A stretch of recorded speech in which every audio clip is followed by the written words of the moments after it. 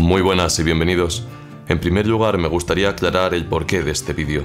Para nada quiero que suponga un ataque a los hábitos que tiene cada uno, ya que cada uno puede hacer con su tiempo lo que quiera, pero sí quiero que sirva como conciencia y difusión sobre unos hechos que en mi opinión son muy poco conocidos y a los que vendría bien arrojar algo de luz para ver cómo afectan en nosotros. Prácticamente todo lo que voy a contar en este vídeo está basado en el libro de Gary Wilson, Tu cerebro en el porno, que es un libro muy interesante pero que por desgracia no está traducido al castellano todavía, pero igualmente os dejaré un link en la descripción por si queréis echarle un ojo. Este vídeo se va a dividir en 4 secciones, y si queréis sacar el máximo provecho a su contenido, os recomiendo mucho que os quedéis hasta el final, ya que será ahí cuando exponga los aspectos más prácticos que podemos aplicar a nuestras vidas. Y por otro lado, si este tema te interesa y te parece útil, considera suscribirte y darle a la campanita, ya que subo contenido como este cada semana. En primer lugar, debemos ver qué es la adicción a la pornografía. Para que algo sea considerado una adicción, debe cumplir al menos estos 3 requisitos. En primer lugar, tendríamos el deseo o la preocupación por obtenerla, y en consecuencia la existencia de elementos que desencadenen ese deseo, como podría ser el tiempo que llevas sin experimentarla, el ambiente en el que te encuentres o algún hecho puntual que genere esa necesidad. En segundo lugar, debe existir cierta pérdida de control en su uso, como puede ser utilizarla durante demasiado tiempo, con niveles de intensidad cada vez mayores, buscando estímulos cada vez más fuertes, o el hecho de no poder plantearte una actividad sin recurrir a los elementos que componen esa adicción. Y por último, debe tener efectos negativos, ya sea bien en el ámbito físico, psicológico, social o financiero, cuestiones que vamos a tratar más adelante. Este fenómeno está basado en un efecto que se conoce como el efecto Coolidge, que expone la búsqueda de novedad constante que tenemos programada en nuestra genética, y su nombre viene de una historia bastante curiosa. Cuentan que el presidente Calvin Coolidge estaba un día visitando una granja estatal con su mujer, cuando en un punto de la visita se separaron. Entonces la mujer se metió en el granero y vio que había un gallo que no paraba de copular, y le preguntó intrigada al granjero que cuántas veces copulaba ese gallo al día, y el granjero le respondió que docenas de veces. Entonces la mujer le pidió al granjero que por favor fuera a contarle esa historia a su marido, y el granjero obediente fue y se la contó. Y el presidente le respondió: ¿pero copula siempre con la misma gallina? Y el granjero le contó que obviamente no, que copulaba cada vez con una distinta. Entonces el presidente le dijo al granjero: por favor, vaya a contarle eso a mi mujer. Por otro lado, debemos mencionar que tenemos un limitador biológico en la obtención de recompensas, como una sensación de saciedad que nos hace frenar una actividad, como podría ser estar lleno de tanto comer, o estar cansado de practicar algún deporte que te gusta, pero no tenemos un limitador para la búsqueda de pornografía, por lo que podemos tirarnos horas y horas buscando y mirando ese tipo de contenido si no tenemos una fuente externa que nos haga parar, como ser consciente de que tienes alguna tarea que hacer, o tener que ir al servicio, o tener que ir a comer. Y es de la unión de estos 2 fenómenos, es decir, de la búsqueda constante de novedad, y de la falta de un limitador biológico que frene esta actividad, de donde surge esta adicción tan poco conocida y comentada hoy en día. En segundo lugar, vamos a explicar los efectos negativos que genera. En el aspecto más estrictamente físico podríamos destacar 2, la eyaculación precoz y la disfunción eréctil. Sin embargo, son cuestiones en las que no nos vamos a centrar demasiado, ya que suelen ser consecuencia de los problemas que vamos a comentar ahora. En los aspectos psicológicos y sociales, que son en los que más nos vamos a centrar, podríamos enumerar una larga serie de efectos como serían una alteración en el circuito de recompensa que genera ansiedad, estrés, dificultad para concentrarte en una tarea, menor asunción de riesgos en la toma de decisiones, cambios rápidos de humor sin causa aparente, falta de motivación que genera apatía y menores ganas de socializar. También tendríamos depresión, una mayor tendencia a la procrastinación y una sensación de estancamiento en la vida. Y por otro lado, desde un punto de vista más educacional, se está produciendo un cambio en la forma de concebir el sexo, especialmente en las nuevas generaciones, que están creciendo con la utilización de la pornografía como algo normal. Su uso se está generalizando a partir de los 13-14 años de edad, según estudios recientes. Es decir, que aprenden de ahí los comportamientos sexuales antes de haber experimentado nada o de haber podido hablar con alguien que les enseñe sobre el tema. Pero esto no solo se limita a los menores, sino que los adultos también asimilamos los comportamientos que aparecen en este tipo de contenido y los convertimos en nuevos estándares sexuales, cosa que está muy lejos de ser realista. En tercer lugar, vamos a hablar del porqué de esta adicción. La realidad es que podemos ver más hombres y mujeres desnudos practicando sexo en 10 minutos que todos nuestros antepasados juntos en todas sus vidas, y nuestro cerebro no está preparado para esa sobreestimulación. Esta actividad produce una gran cantidad de dopamina, que es el neurotransmisor que genera la sensación de placer. La dopamina es nuestra forma de juzgar todo lo que experimentamos y de clasificar estas experiencias como agradables o no, ya sea desde ver una película hasta comer algo que te guste, y en función de la dopamina que genere, categorizaremos estas experiencias en nuestra cabeza en función de su deseabilidad. Sin embargo, la dopamina como tal no genera satisfacción, sino que crea esa expectativa de satisfacción, como diciéndote que la recompensa que buscamos está a la vuelta de la esquina. En el caso de la pornografía, es la búsqueda de novedad lo que genera dopamina, y es algo a lo que podemos acceder con un solo clic, lo que puede provocar que nos tiremos horas y horas buscando contenido. No es terminar lo que nos atrae, es el proceso de búsqueda de novedad lo que nuestro cerebro pide a gritos. Esta liberación de dopamina genera lo que se conoce como un estímulo supernormal, es decir, algo que crea una sensación de recompensa tan grande o de expectativa de recompensa tan grande que se convierte en una prioridad, y obviamente no de forma consciente. Pero no es esta liberación de dopamina lo que altera nuestro cerebro. La acumulación de dopamina genera una molécula que se llama delta-FosB y que poco a poco va realizando cambios en nuestro circuito de recompensa, alterándolo químicamente, es decir, realiza cambios reales en nuestro cerebro. Digamos que la dopamina sería como el arquitecto de una nueva construcción, indicando el camino que hay que seguir, y la delta-FosB sería como los obreros que realizan el cambio. Estos cambios provocan que tu cerebro se acostumbre a los niveles de dopamina y sobreestimulación que recibe, haciendo que debas buscar contenido más intenso para conseguir la misma estimulación que antes. Y por eso es tan peligroso, porque comienzas a configurarte a ti mismo para percibir el hecho de tirarte horas sentado frente al ordenador consumiendo porno como una de las mayores recompensas que puedes obtener, pues es lo que más dopamina te hace segregar. Y por eso comienzas a percibir las demás cosas en tu vida como cosas insulsas y sin importancia, y esto genera los problemas psicológicos que hemos mencionado anteriormente. Estos cambios químicos en el cerebro provocan 4 efectos determinantes en relación al consumo de pornografía. El primero sería la sensibilización. El ser humano posee una supermemoria para aquellas experiencias que le parecen placenteras, y ante un determinado contenido creamos lo que se conoce como gatillos o disparadores que buscan el consumo de pornografía para hacernos sentir bien, cosas que te ocurren en tu día a día y que provocan esa necesidad de consumirlo. Por poner un ejemplo, un gatillo podría ser el escuchar cómo se cierra la puerta principal de tu casa, indicándote que te has quedado solo y que ahora puedes masturbarte tranquilamente. ¡Nos vamos! ¿Te quedas solo? Vale, hasta luego.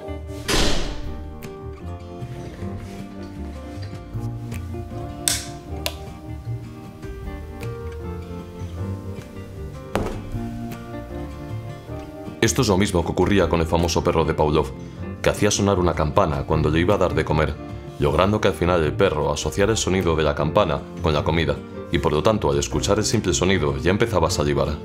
Otros gatillos pueden ser abrir una nueva pestaña en el navegador, ver una foto de alguien que te excite o acordarte de alguna experiencia sexual que tuviste. Hay muchísimos gatillos y cada uno tiene los suyos.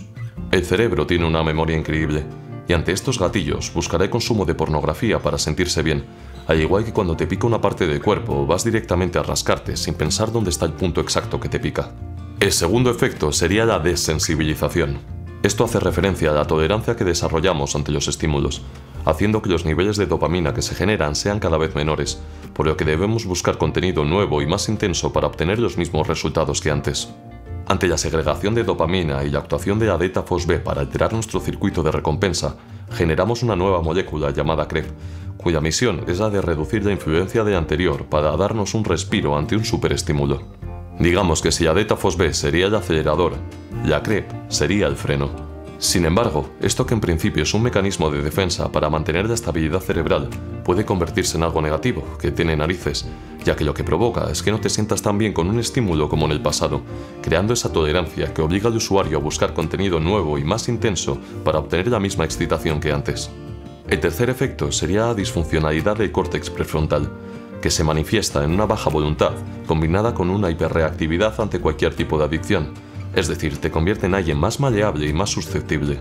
El córtex prefrontal es lo que los científicos llaman la unidad de control, y entre sus misiones se encuentra la resolución de problemas, la capacidad de concentración, de planificación, el anticipo de consecuencias y la regulación de la actuación de la persona hacia sus objetivos.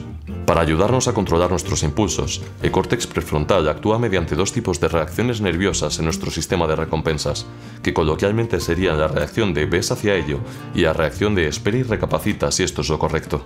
A través del consumo de pornografía, la búsqueda de placer tan intensa que experimentamos aumenta las reacciones de vez hacia ello, provocando que el deseo y la necesidad de consumir este tipo de contenido aumente mucho, y por otro lado, inhibe las reacciones de espera y recapacita si esto es lo correcto, haciendo que tu autocontrol se vea mermado, y por lo tanto seas más influenciable ante los estímulos que puedan generar una adicción.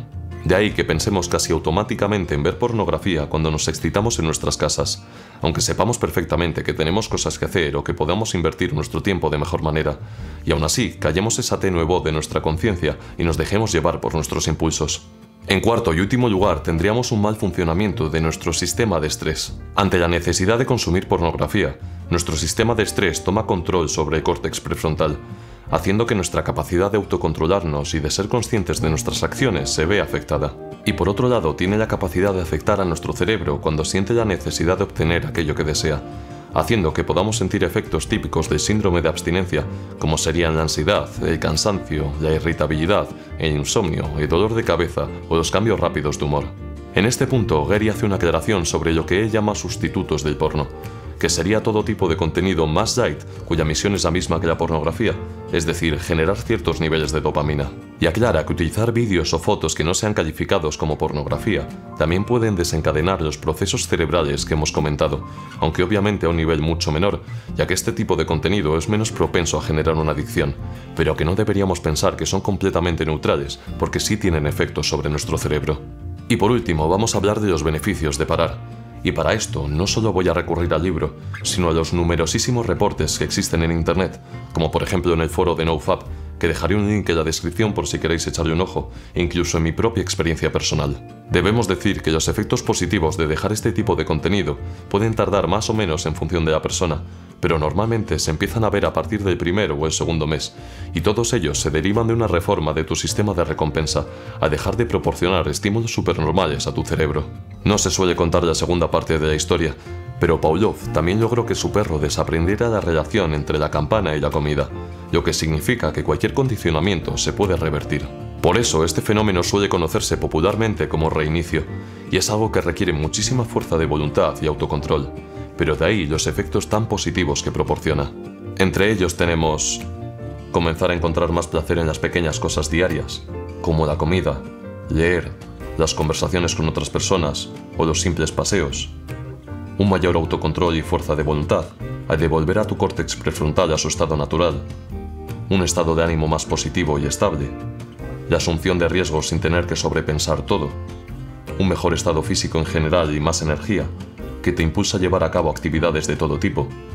Menor ansiedad social y más ganas de relacionarse con los demás, especialmente con el sexo contrario. Y una mayor concentración mental, que te hace ver todo con más claridad. En cuanto a mi experiencia personal, yo era bastante escéptico con todo esto, y al igual que prácticamente todo el mundo no consideraba que el consumo de pornografía pudiera tener unos efectos tan negativos como otras personas proclamaban. Igualmente decidí darle una oportunidad para ver si los resultados se notaban. Y vaya si se notan. Al principio fue muy difícil, ya que uno está acostumbrado a consumir este tipo de contenido sin pensárselo demasiado, y una vez lo corta, busca constantemente esos sustitutos del porno que hemos comentado antes. Pero una vez se pasa una línea roja, tu cerebro deja de pedirte ese tipo de contenido y comienzan a aparecer cualidades que antes no sabías que tenías. En muchos sitios califican estos efectos como superpoderes, y aunque pueda parecer algo fantasioso, muchas veces se sienten como tal. De repente me apeteció comenzar a entrenar, a comer mejor, le cogí el gusto a cocinar, empecé a leer muchísimo más y comencé a trabajar duro para hacer estos vídeos y sacar adelante este canal. Y por otro lado comencé a salir con mis amigos y a pasármelo muchísimo mejor, y buscando todo el rato la interacción con otras personas que no conocía de nada, cosa que para mí era bastante nuevo, ya que siempre me he considerado una persona introvertida, y por lo general no me interesaba conocer a personas nuevas. Llevaba desde los, 15, 16 años consumiendo pornografía de forma semanal, incluso diaria, sin saber cómo estaba influyendo sobre mí. Y una vez te quitas ese peso de encima, empiezan a cambiar cosas en tu forma de sentirte y de actuar que son para bien, para muy bien. Cada uno puede sacar las conclusiones que quiera. Y únicamente os cuento mi experiencia personal y la sorpresa que sigo teniendo a día de hoy cuando veo cómo era hace un año y cómo soy ahora. Os animo mucho a que busquéis información sobre esto. Por ejemplo, hay muchas TED Talks que tratan este tema. Veáis testimonios de otras personas que lo han dejado y juzguéis si queréis darle una oportunidad o no. Podéis verlo como un experimento personal, como hice yo, para ver cuánta fuerza de voluntad tenéis y los efectos que produce cambiar un hábito como este. Pero os aseguro que si lo probáis, notaréis los efectos. Muchas gracias por llegar hasta el final. Y si te ha gustado el vídeo y te ha parecido interesante, no dudes en darle a like y suscribirte. Nos vemos en el próximo vídeo.